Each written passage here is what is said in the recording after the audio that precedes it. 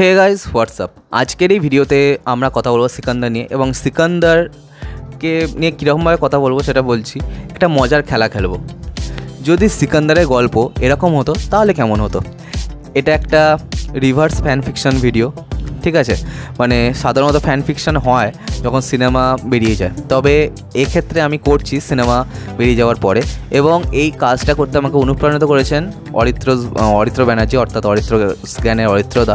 তো thank you for inspiring me এরকম একটা বিষয় নিয়ে ভিডিও করার জন্য।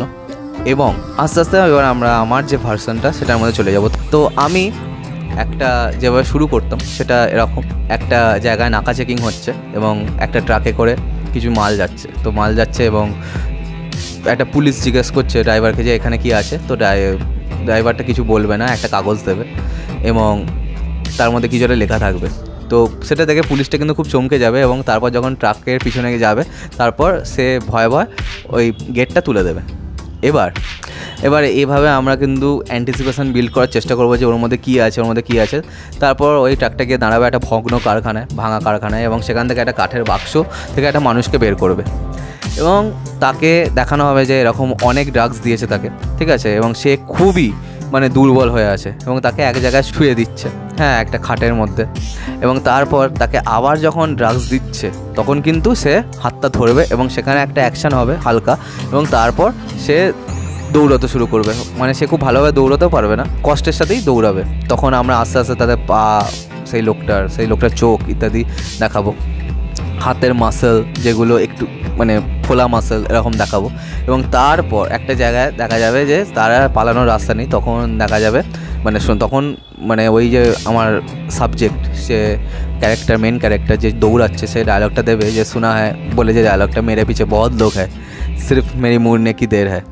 তো তখন এবার আমরা রিভিল করব সালমান খানকে। তো তখন একটা সলিড টাইটেল কার্ড দিয়ে বিল্ড করা হবে এবং তারপর আমরা অ্যাকশন দেখাবো। তারপরে আস্তে আস্তে সালমান ওখান থেকে পালাবেন, এবং অর্থাৎ সিকান্দার ওখান থেকে পালাবে। তো আমি গোটা ভিডিওতে আমি সিকান্দার বলেই বলবো।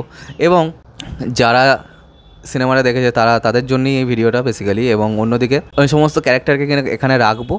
এবং অন্যদিকে আরেকটা জিনিস সেটা করবো, যে কোর যে আইডিয়াটা সেটা কিন্তু আমি চেঞ্জ করব না, ঠিক আছে। বাদবাকি আমি বেশ কিছু জায়গায় কিন্তু চেঞ্জ করব। তো এবার সালমান যখন পালিয়ে যাবে তো একটা জায়গায় এসে দাঁড়াবে, এবং ওই যে ট্যাক্সি ড্রাইভারটা যে খুব ওকে ওর কাছে রয়ে গেছিলো বোম্বেতে, সে ওকে তুলে নিয়ে যাবে এবং গিয়ে একটা জায়গায় নিয়ে যাবে, তার বাড়িতে নিয়ে যাবে। সেখানে সালমানকে কেয়ার করবে, শুশ্রূষা করবে এই 3টে লোক, ঠিক আছে। এবং সেখানে আমরা একটা গান দেবো, ঠিক আছে, কেয়ারিংয়ের গান। এরপর আস্তে আস্তে সালমান অনেকটা ঠিক হবে। এরপর আমরা আস্তে আস্তে তারপর দেখব যে সালমানকে কিন্তু বেশ কিছু প্রফেশনাল লোক কিন্তু চাইছে, খুঁজছে। কি হবে আমরা কিছু বুঝতে পারবো না, অডিয়েন্সও বুঝতে পারবে না যে কেন একে খুঁজছে এভাবে, ঠিক আছে।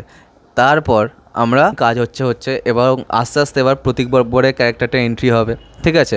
তো এন্ট্রি হয়ে সে কী করবে, সে কাজল আগরওয়ালের যে চরিত্রটাকে, তাকে কিন্তু একটুখানি টিটকিরি কাটবে এবং সালমান কিন্তু সেটা মেনে নিতে পারবে না এবং তাকে একটা কিন্তু পেঁদিয়ে দেবে, ঠিক আছে। তো সে তার বাবাকে নালিশ করবে এবং তার বাবা সত্যরাজ সে কিন্তু সালমানকে খুঁজতে আবার লোক পাঠাবে। তো একদিকে একটা দল খুঁজছে সালমানকে এবং অন্যদিকে অন্য একটা দল খুঁজছে সালমানকে, ঠিক আছে। তো সত্যরাজের লোক খুঁজছে এবং একটা আননোন গ্যাং কিন্তু সালমানকে খুঁজছে। তারপর আস্তে আস্তে একদিন সেই যে সত্যরাজের লোকগুলো সালমানকে পাবে এবং খুব মারবে, এবং তখন কিন্তু ওই অন্য যে দলের লোকেরা তারা কিন্তু চলে আসবে এবং তাদেরকে অ্যাটাক করবে, ঠিক আছে। সত্যরাজের গ্যাংকে অন্য যে আননোন টিমের লোকেরা অ্যাটাক করছে এবং সালমান যখন তাদেরকে দেখছে, তাদেরকে দেখে কিন্তু খুব অবাক হয়ে যাচ্ছে। এবং তারপরেও কিন্তু যেহেতু ওই যে অন্য যে আননোন গ্যাংটা তাদের মেম্বার্স খুব কম ছিল, তাদের অনেকজন মার খাবে, সালমান সেটা দেখতে পাবে না এবং সেখান থেকে কেউ একজন একটা বল্লম ছুঁড়ে দেবে এবং তারপর একটা বিশাল বল্লম ফাইট হবে, ঠিক আছে। তো সেখান থেকে হবে ইন্টারভেল। তো তারপর হবে ইন্টারভেলের পরে আমরা সত্যরাজের ক্যারেক্টারকে খুব টেন্স দেখাবো এবং সত্যরাজের কাছে একটা ফোন আসবে। তো সেই জিনিসটা আমরা দেখতে পাবো এবং ফোন এসে সে বলবে যে এবারেও কিন্তু কাজটা হয়নি, তাকে আমরা মারতে পারিনি, ঠিক আছে। কারণ সত্যরাজ মেবি আননোন কারোর সাথে কথা বলবে, ঠিক আছে। তো তার জন্য আরেকটুখানি আমাকে ডেভেলপ করতে হবে। আমি জাস্ট এটা আউটলাইনটা বলছি, হ্যাঁ, তোমরা বলো যে আর কি হতে পারে। তো আমি জাস্ট এর আউটলাইনটা বলছি, আমাকে একটুখানি ডেভেলপিংয়ের জন্য টাইম দিতে হবে। আমি জাস্ট আনন্দের বসে বানিয়ে ফেললাম। তো তারপর এবার আমরা আস্তে আস্তে মুভ করব কিন্তু ফ্ল্যাশব্যাকে। তো ফ্ল্যাশব্যাকে যখন আমরা মুভ করব আমরা তখন কিন্তু আস্তে আস্তে আমরা রশ্মিকার এন্ট্রিটা দেখতে পাবো, ঠিক আছে। এবং রশ্মিকার এন্ট্রিটা সেখান থেকেই হবে যেখান থেকে রশ্মিকা সেই বলেছিল যে ওর নাকি মানে ওর সম্মান চলে যাচ্ছিলো, সেই জন্য সালমান ওকে বিয়ে করেছে। তো সেই যে সিনটা কিন্তু আমরা দেখাবো, ঠিক আছে। এবং সালমানের চরিত্রটাকে ফ্ল্যাশব্যাকে আমরা এরকম দেখাবো, সে কিন্তু মার্সিলেস, মানে সে খুবই ভালো, ঠিক আছে, প্রজাবৎসল এবং সবই ঠিক আছে। কিন্তু যখনই কেউ কোনো ভুল করে ও কিন্তু সেই ভুলের যে পেনাল্টিটা সেটা কিন্তু ডেথ পেনাল্টি দিয়ে দেয়, মানে সে নিজের হাতে কিন্তু তাকে মেরে দেয়। কেউ যদি ওর সাথে বা ওর প্রজাদের সাথে ভুল করে বা যেটা ঠিক নয় সেরকম কোনো কাজ করে তখন কিন্তু পুরোপুরি মার্সিলেস হয়ে যায়, ঠিক আছে। তো সেই জিনিসটা আমি কিন্তু দেখানোর চেষ্টা করব। এবং অন্যদিকে তো তার জন্য ও এরকম কিন্তু অনেকজনেরই কিন্তু খুন করেছে, মেরে দিয়েছে, কারণ তাদেরকে সেকেন্ড সুযোগ দেয়নি, ঠিক আছে। তো এবার সালমানের কাছে এরকমই চলছিল দিন। তারপর সালমানের কাছে একদিন ইন্টেল আসবে যে কোনো একটা জায়গা থেকে যে ওর যে রাজ্যে, ঠিক আছে, কেউ না কেউ কয়লা চুরি করছে এবং ওই যে এক্সপ্লোসিভের ব্যাপারটা সেটা হয়েছে, ঠিক আছে। তাদেরকে পাঠাচ্ছে এবং সালমান যাবে এবং যে গিয়ে দেখতে পাবে যে তারই দলের কিছু বিশেষ লোক তারা কিন্তু করছে, কিন্তু তারা কিন্তু অন্য কারোর কথায় করছে, ঠিক আছে। সালমান কিন্তু তার কথাটা শুনবে না এবং সে কিন্তু মেরে দেবে ওই লোকটাকে, ঠিক আছে, যে ওর দলের সালমানেরই নিজের দলের লোক, অর্থাৎ সিকান্দারের নিজের দলের লোক, তাকে কিন্তু মেরে দেবে। এবং অন্যদিকে তার জন্য তার রিপারকেশন হিসাবে তার কিন্তু অনেক বড় একটা ক্ষতি হবে, ঠিক আছে। এবং তাদের কাছেও কিন্তু একটা হিডেন জায়গা থেকে ফোন আসবে, মানে যেভাবে সত্যিকারের কাছে ফোন বা কিছু একটা আসছিল কোনো একটা ট্রোপস দিয়ে, ঠিক আছে, আলাদাভাবে আমি ওটা দেখাতাম যে এটা হতে পারে যে কোনো কালো কোট প্যান্ট টাই পরা লোক তাদের কাছে একটা করে ফোন নিয়ে আসছে, ধরাচ্ছে, দিয়ে মানে ফোনটাকে নিয়ে চলে যাচ্ছে। তো ওরকমই আমি দেখাতাম যে ওরকম ফোন কিন্তু তাদের কাছেও আসছে, মানে ওই যে লোকটাকে মেরে দিয়েছে তার বাড়িতে, ঠিক আছে। তো তারাও এগ্রি করছে সালমানের সাথে বদলা নেওয়ার। তো এরকমই একটা দিনে যে এরকমই একটা দিনে গার্ডেনের ল্যান্ডমাইন ছিল, তো সেটা কোনোভাবে রশ্মিকা জেনে যাবে এবং সেখানে সালমান দাঁড়িয়ে থাকবে। তো সালমানকে সরিয়ে রশ্মিকা ল্যান্ডমাইনের ওপর চলে যাবে এবং ল্যান্ডমাইনটা ফেটে যাবে, ঠিক আছে। তো এবার সালমান তখন রিয়েলাইজ করবে যে রশ্মিকা ওকে কতটা ভালোবাসতো এবং সে রশ্মিকাকে একদমই টাইম দিত না, রানী সাহেবাকে একদমই টাইম দিত না। তখন তার মনের মধ্যে অনেক একটা দুঃখ হবে। তখন আমরা হাম আপকে বিনা কুছ নেই ওই গানটা দিতাম বা সেটা একটু অনেক মানে মেলানকলি ভার্সন করে দিতাম, ঠিক আছে। তারপরে আস্তে আস্তে আমরা ওই যে অর্গানের যে ব্যাপারটা ওইটা বুঝতে পারতাম, আমরা এটাও বুঝে যেতাম যে কেন ওই তিনজন ওকে শুশ্রূষা করছিল এবং ওদের সাথে ওর বন্ডটা এত ভালো কী করে। এবং তারপর আমরা প্রেজেন্টেতে আসবো এবং এসে আমরা দেখতে পাবো যে সত্যরাজ কিন্তু তিনজনকে তিনটে জায়গায় আটকে রেখে দিয়েছে এবং সালমানকে তাদের তিনজনকেই বাঁচাতে হবে। এবং এখন সালমান কী করবে, কী করে বাঁচাবে সেটা দেখাতাম। এবং তারপর সত্যরাজের কাছে যখন সে যাবে, সত্যরাজ কিন্তু ওকে অনেক মানে ও সত্যরাজের সাথে বিশাল একটা অ্যাকশান হবে, ঠিক আছে, বিভিন্ন জায়গায় অ্যাকশান হবে। 3 পার্ট ব্রেকিং যদি ক্লাইম্যাক্স হয় তারা আরও ভালো হয়। এবং সেখানে সত্যরাজ কিন্তু ওকে একটা জিনিস রিভিল করবে যে ওই যে কালো জামা পরে যারা আসছিল, মানে যার কথাতে এত কিছু হচ্ছিল, সে আসলে কে। তো সত্যরাজ সেটা কিন্তু বলে দেবে। তো এই যে সিকান্দারের সমস্ত একটা টিম ছিল, সেই টিমের সাথে আমরা এরকম বন্ডিং দেখাবো। কিন্তু তখন সত্যরাজ যদি এরকম একটা ডায়লগ থাকে যে বলবে যে তুই তো রাজা, কিন্তু তুই তো তোর নিজের প্রজাদের ক্ষমাই করতে পারিস না। কিন্তু সালমান নিজে তখন বুঝবে যে তখন বলবে যে আমি ক্ষমা করি না, যে ভুল করেছে তার কোনো দ্বিতীয় সুযোগ হয় না।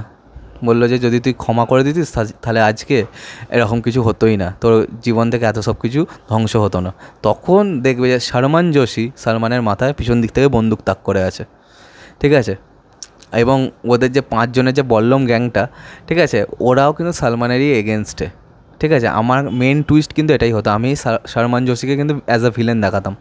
তো সেই যে জিনিসটা যদি করা যেত আমার মনে হয় খুবই ভালো হতো। এবং তারপরে একটা অ্যাকশন হবে এবং লাস্টে কিন্তু আমি সালমানের হাতে কিন্তু মারতাম না, ঠিক আছে, অমরকে সিকান্দার হাতে কিন্তু আমি মারতাম না, ঠিক আছে। কারণ তারপর সালমান বুঝবে যে ক্ষমার জন্য কী হয়েছিল, কারণ সালমান কেন এরকম করছে তার মেন কারণটা হচ্ছে যে সালমানের যে বাবা সেও এদের হয়ে কাজ করতো এবং সালমান যেহেতু মার্সিলেস ছিল সেজন্য ওর বাবা একটা চুরি করেছিল। তো সেইটার জন্য সালমান তখন ছোটো ছিল, তার সামনে পুরো ওর বাবার গলা কেটে দিয়েছিল এবং ওর বাবার পদই সালমানকে দেয়, মানে আমারকে দেয়। তো সেই যে জিনিসটা কিন্তু তখন থেকে ওর মধ্যে একটা রিভেঞ্জফুল মাইন্ড ছিল যে একে আমি ধ্বংস করবো, সিকান্দারকে আমি যেভাবেই হোক, সঞ্জয়কে আমি যেভাবে হোক ধ্বংস করবো, এই রাজাকে ধ্বংস করে দেবো। তো সেই যে জিনিসটা আমরা কিন্তু এখানে দেখাতাম। ঠিক আছে, সেই জিনিসটা দেখালে আই থিঙ্ক অনেক ভালো হতো। এবং এরপর তারপর আমরা দেখাতাম যে সলমান রশ্মিকাকে হ্যালুসিনেট করবে, মানে সিকান্দার রানী সাহেবাকে হ্যালুসিনেট করবে এবং সেখানে রানী সাহেবা বলবে যে না তুমি ক্ষমা করোনি, তার জন্যেই কিন্তু এত কিছু হয়েছে। তো সালমান কিন্তু এখানে যে আমারকে অর্থাৎ শর্মান যোশীকে কিন্তু ক্ষমা করে দেবে, ঠিক আছে। সেই জিনিসটা কিন্তু আমরা এখানে দেখাতাম। তো এখানে আমরা আমারকে একজন মেন ভিলেন হিসাবে দেখাতাম, ঠিক আছে।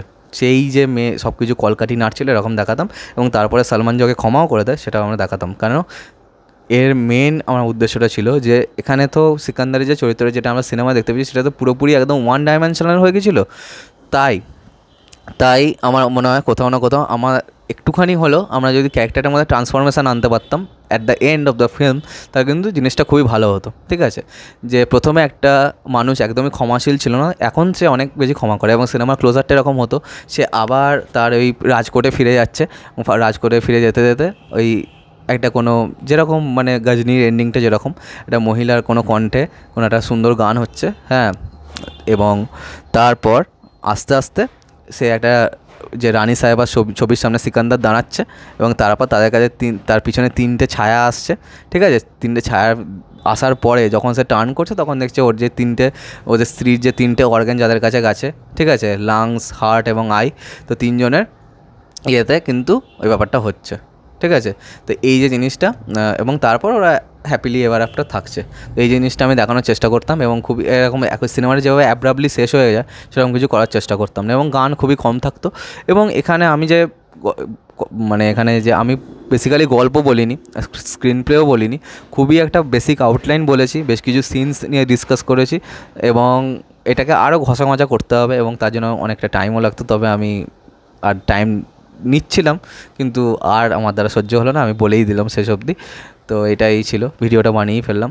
আরও একটু সময় পেলে হয়তো আরেকটু বেশ কিছু জায়গা আমারই এখন বলতে অনেক জায়গায় গলদ মনে হয়েছে, কারণ আমরা এখানে জানিই না যে সালমান খান রাজা সাহেব, ঠিক আছে, সেটার কিন্তু কোনো সিনের মাধ্যমে বা কোনো কিছুর মাধ্যমে কিন্তু আমরা এক্সপ্লেনেশন দিইনি, ঠিক আছে। তো সব মিলিয়ে এই যে জিনিসটা আমার মনে হয়েছে, তা আমি এখানে শর্মান যোশীকে মেন ভিলেন দেখাতাম। তো তোমরা বলো তোমাদের কেমন লাগলো এই ভিডিওটা, এরকম ভিডিও কি আরও বানানো উচিত নাকি উচিত না হলে সেটাও প্লিজ বলে দাও।